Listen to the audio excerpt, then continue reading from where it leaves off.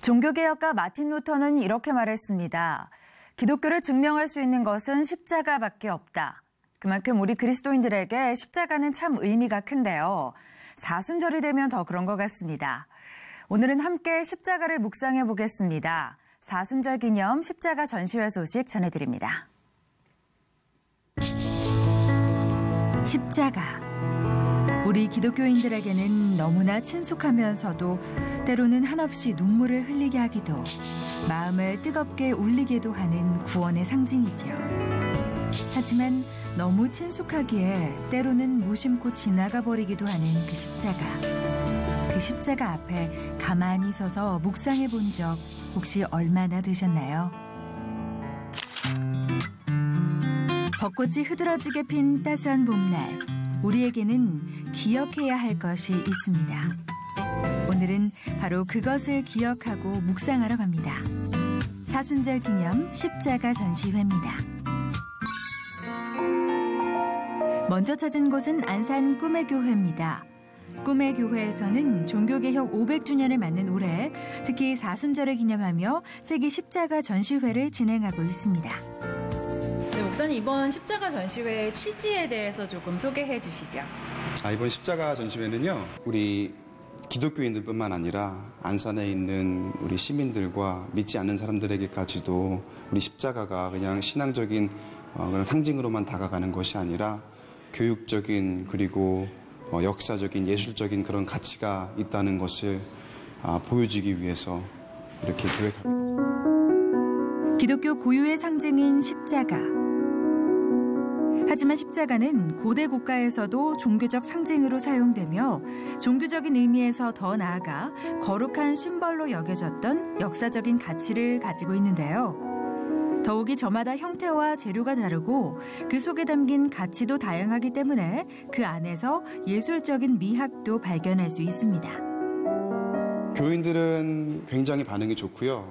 이런 모양도 십자가가 있을 수가 있고 이런 다양한 종류의 십자가가 있기도 하구나라는 그런 굉장히 흥미로운 반응을 보이기도 하시고요.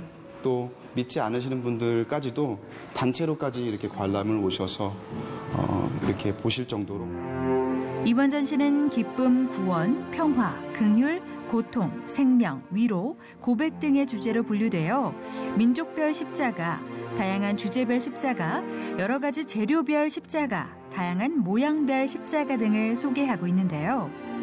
이와 함께 예수님께서 십자가에 매달려 있는 십자고상들도 함께 전시되어 있습니다. 특히 이번 전시회 입구에는 아주 특별한 섹션이 마련되어 있는데요. 노란 십자가, 그리고 곳곳에 노란 리본들까지 3년 전 우리 모두를 가슴 아프게 했던 세월호 참사를 기억하고 희생자들을 추모하며 소망의 마음을 담아 제작된 십자가들입니다. 이번 부활 주일이 4월 16일 세월호 3주년이 되는 그런 뜻깊은 날인데, 그래서 저희가 세월호와 관련된 십자가들을 준비해서 그들을 또 추모하고 또 그들을 생각하는 그런 전시회를 마련했습니다. 십자가는 고난 주간에만 있는 것이 아닙니다. 교회 안에만 있는 것도 아닙니다. 날마다 우리의 삶에서 찾고 고백해야 하는 것이 바로 십자가죠. 저마다의 이야기와 고백이 담긴 이 십자가들은 오늘을 살고 있는 우리에게도 여전히 이야기하고 있습니다. 지금도 예수님께서는 우리를 사랑하시고 함께하자고 초청하고 계시다고 말이죠. 동이 트기 전 새벽을 기도로 시작하기 위해 늘 걸어가던 길에 잠시 멈춰섭니다. 무심코 지나쳤던 그 길에 세워진 십자가들. 잠시 그 앞에 서서 십자가를 묵상합니다. 광림교회 목회연구원과 함께 기획된 이번 전시회는 손윤선, 신혜정, 이진영, 한주은 작가의 도자기 십자가 작품들로 구성된 설치전인데요. 한국미술인선교회와 광림미술인선교회 등에서 활발하게 활동하고 있는 아티스트들이지만 작가들의 이름을 내세우기보다는 작품을 통해 예수님의 고난과 부활을 묵상할 수 있도록 돕기 위해 마음을 모았다고 합니다. 특별한 몇 명의 미술 작가들의 잔치나 그런 전시회가 아니라 예수님을 깊이 생각하고 그리고 십자가 이전 40일을 거룩하게 보내는데 성도분들이 집중하는 그런 설치가 되었으면 좋겠다. 이와 함께 반대편 벽면에는 국내뿐 아니라 해외에서도 큰 사랑을 받고 있는 김용성 작가의 회화 작품 20여 점이 함께 전시 중인데요. 한쪽에서는 뜨거운 불에서 연단의 시간을 거쳐 견고하고 아름다운 모습으로 태어난 도자 십자가를 통해 성도들의 삶을 나타내고, 다른 한쪽에서는 예수님의 삶을 터치 하나하나에 담아낸 회화로 사순절 우리가 기억해야 할 것이 무엇인지를 다시 한번 떠올릴 수 있게 돕고 있습니다. 뿐만 아니라 밀레니엄 공원에서는 예수님이 지나가신 십자가의 길을 설명한 비아 돌로로사 사진 전시회도 열리고 있는데요. 이번 사순절 우리의 안에 있는 우리의 것을 비우고 주님의 것으로 채우는 묵상과 깨달음의 시간을 함께 보내보시는 건 어떨까요? 마침내 죽음에서 부활하실 우리 예수님을 기다리면서 말이죠.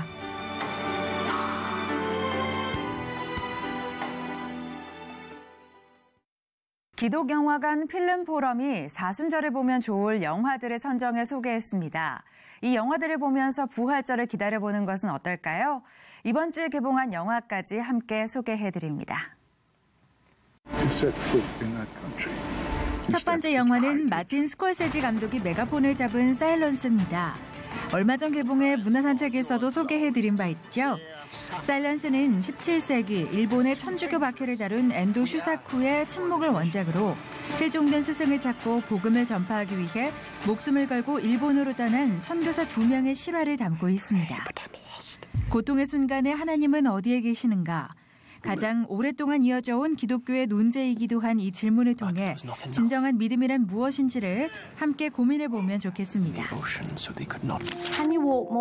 두 번째 영화는 칸 영화제에서 황금 종려상을 수상한 나 다니엘 블레이크입니다. 우리나라에서는 지난해 12월 개봉한 바 있는데요. 실화를 바탕으로 만들어진 작품으로 40년간 목수로 살아온 다니엘 블레이크가 어느 날 심장병 악화로 일을 그만두게 되면서 겪는 어려움을 통해 영국의 복지 시스템 변두리에 있는 이들의 삶과 저항을 다루고 있습니다. 켄 로치 감독이 메가폰을 잡고 데이비 존스, 헤일리 스콰이어, 샤론 퍼시 등이 열연을 펼쳤습니다. 한불수교 130주년을 기념해 제작된 다큐멘터리 영화 시간의 종말입니다. 김대현 감독이 메가폰을 잡은 시간의 종말은 아시아 지역 선교를 목적으로 결성된 프랑스 최초의 외방 선교회 이야기를 담고 있는데요. 1830년대 파리 외방전교회는 처음으로 조선에 선교사를 파송하지만 모방, 샤스탕, 앵베르 3명의 신부를 시작으로 조선에 입국한 9명의 신부들까지 모두 순교하기에 이릅니다. 조선의 천주교 특별히 음악 다큐멘터리로 십자가에 담긴 죽음과 고통을 넘어선 희망과 사랑이 깊이 있는 음악과 함께 어우러진 작품입니다. 김대건 신부의 배는 어린 딸이 죽은 뒤 절망 속에 살던 한 남자에게 의문의 편지 한 통이 도착합니다. 입소문의 힘으로 46개 나라에 출간되어 2천만 부 이상의 판매고를 기록한 윌리엄 폴 영의 베스트셀러 오두막이 영화로 만들어진 건데요. 의문의 존재 파파로부터 초대를 받고 찾아간 오두막에서 하나님과 예수, 성령님이라는 신비로운 이들을 만나게 되며 치유를 얻는 과정을 그린 영화입니다. 특히 기존의 고정관념을 깨뜨리는 신의 모습으로 신선한 충격을 안겨준 작품이기도 한데요. 스튜어드 하젤딘 감독이 메가폰을 잡고 샘 워싱턴, 옥타비아 스펜서 등이 열연을 펼쳤습니다.